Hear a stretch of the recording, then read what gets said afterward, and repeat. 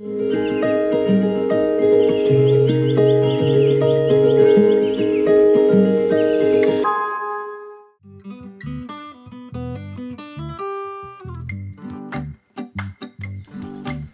week in Wild Lives class, we start in Providence, where students come into every community library in the city.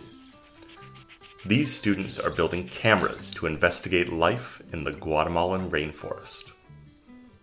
How do you learn about life in the rainforest? You learn by watching quietly. We're building special cameras that turn on when an animal walks in front and records a short video. We test the cameras out by setting them up and playing a rainforest role-play game.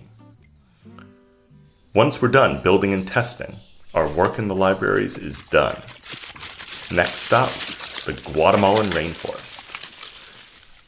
We just arrived in the Petén Rainforest in Guatemala, so we'll take a look around.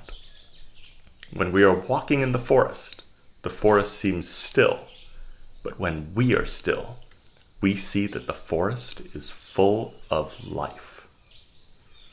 Next week, we'll call in to all the libraries from the rainforest, and students will tell us where to put their cameras and what animals to look for. Let's see what we find.